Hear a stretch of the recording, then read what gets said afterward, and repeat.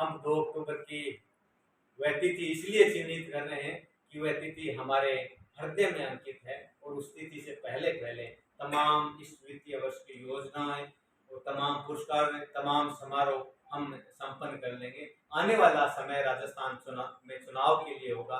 चुनाव के बाद हम फिर लौट के आएंगे और जनवरी से लेकर मार्च तक, 31 मार्च तक वो करेंगे, और आगे आने वाले 2 साल में हम ऐसा काम करेंगे कि आपको सुखद एहसास होगा कि राजस्थान के प्रांत का साहित्यकार कितना मजबूत है, राजस्थान की साहित्य अकादमी कितनी मजबूत है, और एक साहित्य अकादमी जो 1958 में सपने लेती है, वो साहित्य अकादमी क्या क्या कर सकती है। जी, अब आप प्रति प्रश्न पूछ सकते हैं, और हमारे जो सम्मान्य सदस्य बैठे हैं उनसे भी सवाल कर सकते हैं। कुछ योजनाएं हैं जिनकी मैं थोड़ी सी टिप्पणी देता हूँ कि अकादमी के 2-3 ध्येय हैं मुख्य मुख्य।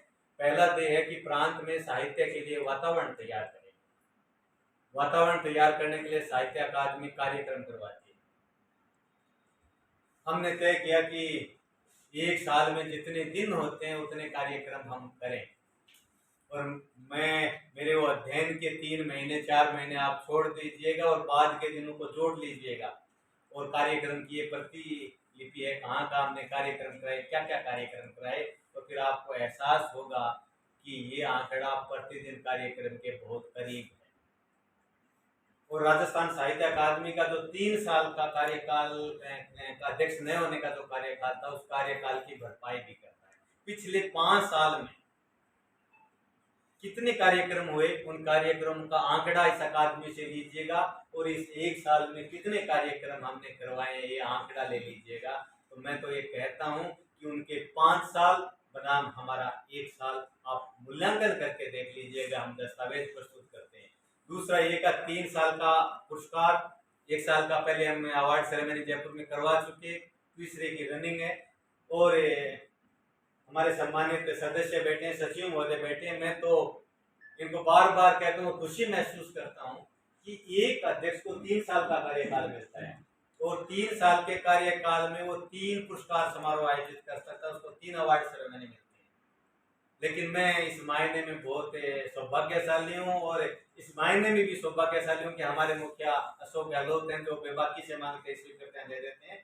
मेरे इस एक छोटे से साल के इस क्षण में हम 2 अक्टूबर तक 5 अवार्ड सेरेमनी करवा चुके होंगे, और 2 साल हमारे पास सामने शेष हैं, 2 और। तो इस 3 साल के कार्यकाल में हम 7 पुरस्कार समारोह करवाएंगे, जो एक अध्यक्ष के 2 कार्यकाल से कहीं अधिक है। ये हमारे राजस्थान सरकार की कार्य करने की पद्धति शैली है, और इन छोटे छोटे अनुषंगिक संस्थाएं जो प्रांत भर में देखते हैं, तो एक बहुत छोटी इकाई है राजस्थान साहित्य अकादमी, लेकिन साहित्य की दृष्टि से देखते हुए बहुत सर्वोच्च अकादमी है। और वो सर्वोच्च अकादमी इस गर्व के साथ आपके सामने प्रस्तुत है कि देखिए हम क्या कर रहे हैं, हमारी सरकार क्या कर रही है, और प्रांत के साहित्य, हमारे साहित्यकार क्या कर रहे हैं। क्या करने के दौर में हमने 2 स्वरूप है हमारे पास, वातावरण निर्माण का कार्यक्रम, दूसरा प्रोत्साहन देने के लिए प्रकाशन के लिए हमारे पास एक मधुमती पत्रिका, जो मासिक पत्रिका 63 साल की पत्रिका है, जो मेरे हाथ में अंक है, ये अगले महीने का अंक है, सितंबर 2023 का अंक है। आप सुखद आश्चर्य करेंगे कि आज हम 24 अगस्त को बात कर रहे हैं, और 24 अगस्त में सितंबर का अंक हमारे यहाँ है। ये 26 और 27 तारीख को तमाम साहित्यकारों को चला जाएगा डाक से।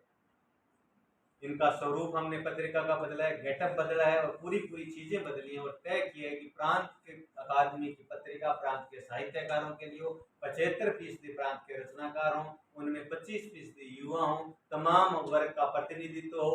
हमने इसमें आदिवासी विमर्श का कॉलम शुरू किया है, हमने इसमें वर्ग विमर्श का कॉलम शुरू किया है, और हम उन तमाम अनछुए वर्गों तक पहुंचने की बात कर रहे हैं जो अभी मुख्य धारा में नहीं आए हैं। क्योंकि माननीय अशोक गहलोत जी बार बार महात्मा गांधी के संदेश के जरिए कहते हैं कि अंतिम पंक्ति तक पहुंचने का ध्येय ही सरकार का ध्येय है, वही इस अकादमी का ध्येय है। हम प्रांत में गांव में बैठे लोगों तक पहुंचे, उनको लेके आए, इसी भावना से पत्रिका तो है यही। हमने एक नई और योजना शुरू की है कि हम गांव में भी जाएं। हमने देखा कि अकादमी महानगरों को शहरों तक पहुंची है।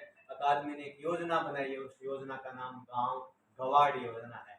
हम गांव गवाड़ कार्यक्रम के माध्यम से हर गांव की चौपाल में पहुंचेंगे, अपने कवियों के साथ पहुंचेंगे। अभी पिछले दिनों हमारे कवि किशन दादी जी को लेके हम उदयपुर के 100 किलोमीटर दूर गांव में हम पहुंचे। आपके गीतों की खनक वहाँ आज भी मौजूद है, और उन खनक की गूंज से कोई अगर एक गीतकार वहाँ से उस गांव से निकल के आता है तो ये आदमी की उपलब्धि होगी। ऐसे हम गांव और गवाड़ में भी जाएंगे।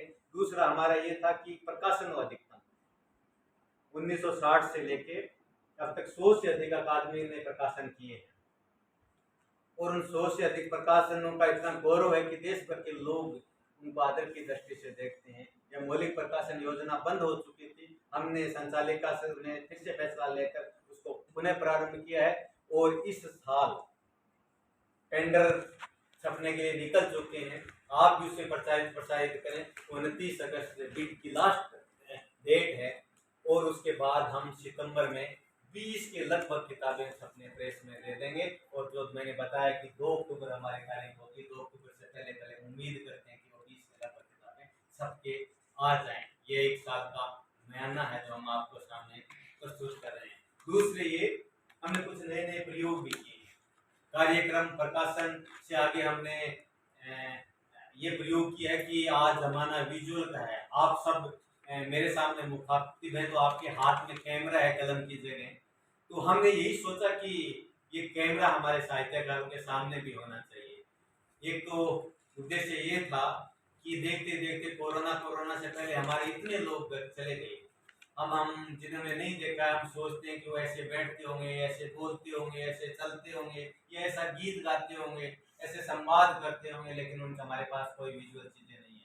तो हमने अकादमी की संचालिका ने तय किया है कि अकादमी का अपना स्टूडियो, वह स्टूडियो मूर्त रूप ले चुका है, और आज दिनांक तक 15 के लगभग उसमें रिकॉर्डिंग हो चुकी है। पिछले सप्ताह ये हमने प्रारंभ किया था। प्रांत के लोग, प्रांत के साहित्यकार, साहित्य को समझने वाले लोग उदयपुर आए, हम उनको विधिवत आमंत्रित करें, स्टूडियो में उनको सुने, उनकी रिकॉर्डिंग करें। यहाँ अकादमी के कार्यक्रम में जो विद्वान आए, साहित्यकार आए, उनको मागरे के स्टूडियो में लेके उनसे बात सुने, और ये सारी बातों को अपनी लाइब्रेरी में हम सुरक्षित रखें, अपने यूट्यूब चैनल माध्यम और विभिन्न सोशल मीडिया के माध्यम से उसको जारी करें। और यही नहीं, उनको हम लिपिबद्ध करें। और मधुमती के अक्टूबर अंक से एक नया कॉलम भी प्रारंभ कर रहे हैं। आज सुबह ही संपादक महोदय से हमने चर्चा की और उनसे सहमति ली है कि एक स्टूडियो से एक अलग कॉलम हो। 1 महीने में 10 रिकॉर्डिंग होती हैं, 20 होती हैं। हम उनमें से चुनिंदा एक चीज जो देनी जरूरी हो, सामयिक हो, श्रेष्ठ हो, उसका हम लिपिबद्ध करते हुए उसको हम अक्टूबर अंक से मधुमती में नियमित देते रहे। साथ साथ में जो महत्वपूर्ण चीजें हैं उनको हम एडिट करते रहे और अपने यूट्यूब चैनल माध्यम से उसको आम जनता के लिए खुले ऑप्शन में छोड़े। तीसरा महत्वपूर्ण उपक्रम हमें ये कर रहे हैं कि ऐसे वरिष्ठ साहित्यकार हैं जो जीवन की अंतिम पड़ाव में वो स्टूडियो तक भी नहीं आ सकते, या स्टूडियो की पहुंच उनके तक दूर है। ऐसे लोगों के लिए हम एक उनके जीवन पे एक वृत्त चित्र का निर्माण करें, एक डॉक्यूमेंट्री बनाएं। अभी संचालिका की जो पिछली बैठक हुई है, हमने उसमें वृत्त चित्र निर्माण योजना को स्वीकृत किया है, और सरकार के पास बजट के लिए हम मांग करने जा रहे हैं कि आप एक वृत्त चित्र के लिए कम से कम 10 लाख रुपए दीजिएगा, जो अनुमानित हुए है। 10 वृत्त चित्र क्यों न हम इस साल बनाए जो 1 करोड़ रुपए की राशि के होंगे, और 10 उन तमाम वरिष्ठ साहित्यकारों के प्रांत के हों जो जीवन के अंतिम पड़ाव पे है, उनके जीवन की एक फिल्म जैसा हो, जैसा साहित्य अकादमी नई दिल्ली करती रही है। तो ये आधे घंटे की, पौन घंटे की एक फिल्म होगी जो उनके पूरे जीवन की झांकी होगी, और वह हम तमाम चैनल्स पे हम प्रसारित करें। दूरदर्शन को हम दें कि इसे दिखाइए, हमारे साथ जुड़िए, और उसको हम बिक्री के लिए भी सार्वजनिक रूप से रखें। तीसरा ये था कि बहुत सी चीजें, ये आया उसने बंद कर दी, वो आया इसने बंद कर दी, ऐसी स्वस्थ परंपरा से इतर कुछ चीजें थी। तो हमने तय किया कि जो भी लंबित और बंद चीजें हैं उनको हम फिर से शुरू करें। कुछ पुरस्कार थे, जैसे वेद व्यास जी के समय में संचालिका स्वच्छ सभा ने निर्णय लिया और 1 साल पुरस्कार भी दिए। आलम शाह खान अनुवाद पुरस्कार, मरुधर मर्दुल युवा पुरस्कार, यूं कहिए कि पत्रकारिता के लिए विजय सिंह पथिक पुरस्कार, प्रभा खेदान पुरस्कार, जैसे पुरस्कार थे जो घोषित हो गए और बाद में वो पुरस्कार जारी नहीं रह सके। ये पुरस्कार फिर से शुरू हो, हमने सरकार से निवेदन किया और यही नहीं, हमने ये तय किया कि कुछ ऐसे पुरस्कार जिनके लिए लंबे समय से लोग मांग कर रहे हैं वो पुरस्कार भी फिर से प्रारंभ हो। एक तो पहली मांग थी कि लघुकथा का एक पुरस्कार था, वो बंद हो गया, उस पुरस्कार को फिर से शुरू किया जाए। क्योंकि जिस नाम से था पुरस्कार, उनका एक प्रकरण विचित्र था जो हमारे लिए अजय गुप्ता मैम के समय का था, शायद वो फैसला था, हमारे लिए मुश्किल फैसला था कि पैसे एफडी लेके उसको पुरस्कार को शुरू किया गया। भगवान अडवाणी पुरस्कार और सरला गवाल पुरस्कार थे, वापिस बाद में चीजें हुई और एफडी राशि वापस दी गई। तो लघुकथा के लिए पुरस्कार था, तो हमने प्रांत के उल्लेखनीय लघुकथाकार दुर्गेश के नाम से दुर्गेश लघुकथाकार पुरस्कार पर से प्रारंभ करने का फैसला किया। देश भर के साहित्यकार मांग कर रहे थे कि क्योंकि राजस्थान साहित्य अकादमी राजस्थान सरकार की अकादमी है, प्रांतीय अकादमी है, लेकिन इसकी छवि देश भर में बहुत बड़ी है, तो क्यों न देश भर के साहित्यकारों को भी बुलाए, सम्मान करे, मान सम्मान करे और इसको व्यापकता दे। तो हमने तय किया कि देश भर के साहित्यकारों के लिए 2 पुरस्कार हम इस साल से प्रारंभ करें। पहला गद्य में हो, दूसरा पद्य में हो, और वो पुरस्कार मीरा पुरस्कार से कम राशि के और अन्य पुरस्कारों से थोड़ी से बीच के राशि के हों। तो मीरा पुरस्कार 75,000 रुपये का, अन्य पुरस्कार 31,000 के है। हमने बीच की राशि 51,000 रुपये का एक मापदंड तय किया और उसके लिए हमने 2 पुरस्कार प्रारंभ करने का निर्णय लिया है। पहला कविता के क्षेत्र में, पद्य के क्षेत्र में, और जिस विशिष्ट कवि का ये शताब्दी वर्ष भी उस विशिष्ट कवि के नाम से, आपके अपने शहर के नंद चतुर्वेदी के नाम से नंद चतुर्वेदी पुरस्कार हो, तो देश भर के पद्यकारों को दिया जाए। दूसरा पुरस्कार अपने ही प्रांत के अखिल भारतीय स्तर पर बड़ा नाम मणिमधुकर के सम्मान पे गद्य में हो मणिमधुकर पुरस्कार, ये 51,000 रुपये के पुरस्कार, और लघुकथा का 31,000 रुपये का पुरस्कार। ये पुरस्कार हम फिर से प्रारंभ करने का निर्णय लिया, और जो 4 पुरस्कार बन के वो फिर से गए। साल में 2 पुरस्कार और थे, हमने चर्चा की। एक था अंतर प्रांतीय बंधुत्व अनुवाद पुरस्कार, जो अनुवाद के क्षेत्र में दिया जाता था, 2 साल दिया गया, बाद में बंद हो गया। फिर बाद में अनुवाद के पुरस्कार का नाम आलन सा अनुवाद का पुरस्कार कर दिया गया।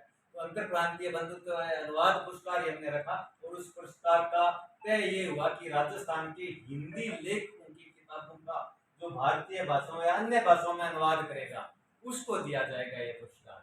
तो हमारी प्रांत का साहित्य अधिकतम दूसरी भाषाओं में जाए, इसका ये मूल वाहक ये पुरस्कार बने, अंतर प्रांतीय बंधुत्व अनुवाद पुरस्कार। और लहर के विशिष्ट संपादक हमारे प्रकाश जैन जी के नाम पे था एक पुरस्कार जो पत्रकारिता के लिए था।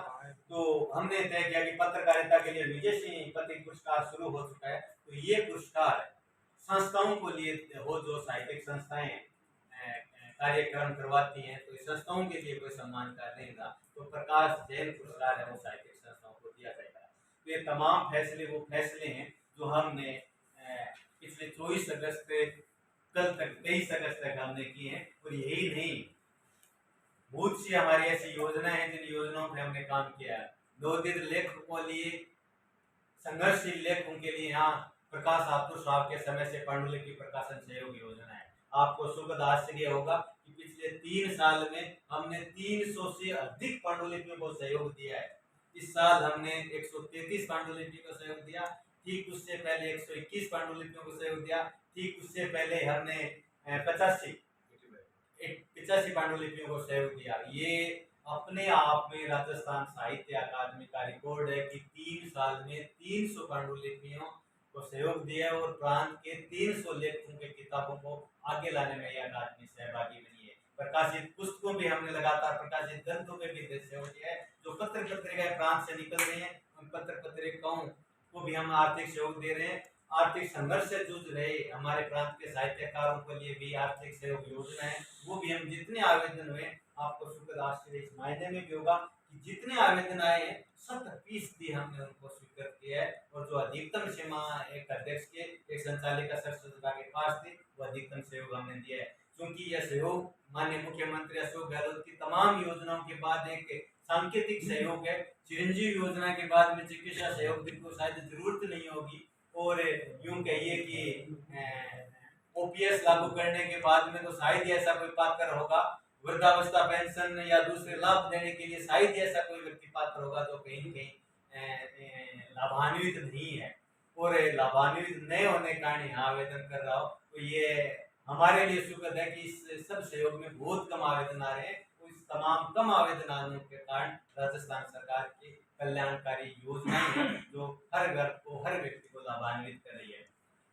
पत्रिका की सदस्यता, पत्रिका के स्वरूप में हमने बदलाव किया। लगातार शिकायतें थी कि सामान्य डाक से पत्रिका पहुंच नहीं रही है। हमने सामान्य सदस्यता को बंद करके रियायती शुल्क पे पंजीकृत सुविधा शुल्क की है और आज हर ग्राहक को पंजीकृत डाक से पत्रिका जा रही है।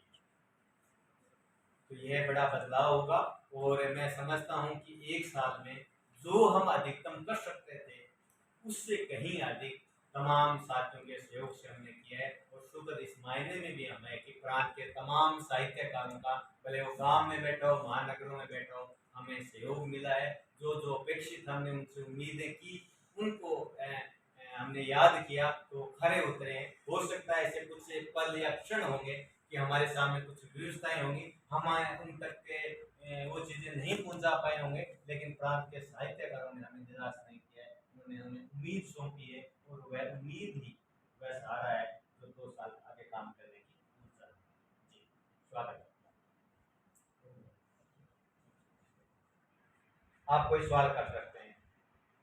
क्योंकि राजस्थानी भाषा साहित्य एवं संस्कृति अकादमी सरकार ने अलग से बीकानेर में बना रखी है, तो ये सवाल उस अकादमी के खाते में जाएगा। उसके लिए राजस्थान साहित्य अकादमी ये आपको बहुत खुशी होगी। मैंने पिछले प्रेस कॉन्फ्रेंस में भी कहा कि राजस्थान ऐसा लोकतांत्रिक प्रांत है और हम इस मायने में सुखद है कि इस प्रांत के निवासी हैं कि जहां ने देश में जब केंद्रीकरण का संघर्ष चल रहा है उस दौर में नहीं, 1950 के आसपास के दौर में विकेंद्रीकरण का आइडिया किया था। हाईकोर्ट जाएगा जोधपुर, आरपीएससी जाएगी अजमेर, राजधानी रहेगी जयपुर। देखिए उदयपुर में हिंदी अकादमी होगी, ये रहेगी उदयपुर, राजस्थानी अकादमी जाएगी बीकानेर, पंजाबी अकादमी जाएगी गंगानगर, संगीत नाटक अकेडमी जाएगी जोधपुर, उदयपुर जयपुर जाएगी संस्कृत उर्दू अकादमी।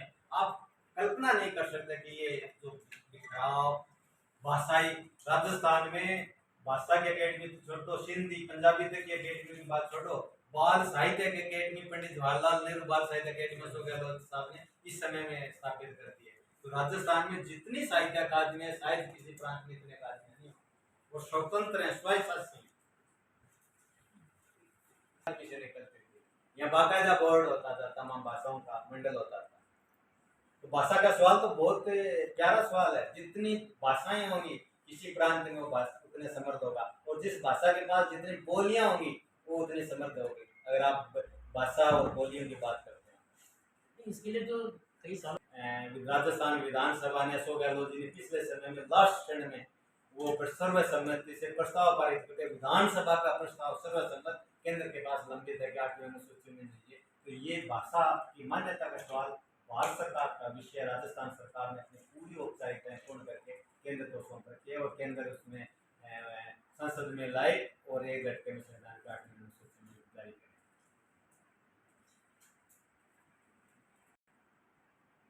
किस अकादमी की योजनाएं या जो हम कर रहे हैं वो आपके जरिए से अधिकतम तक पहुंचे। हो सकता है कि आपकी एक खबर किसी एक साहित्यकार को इस अकादमी तक लेके आ जाए और उसके लिए ये अकादमी की सहभागी बन जाए। तो अकादमी की योजनाओं पे लिखिए, किसी व्यक्ति अध्यक्ष पे मत लिखिएगा आप, लेकिन जो अकादमी की योजनाएं हैं उन योजनाओं को ज़्यादा से ज़्यादा प्रसारित करने में हमारा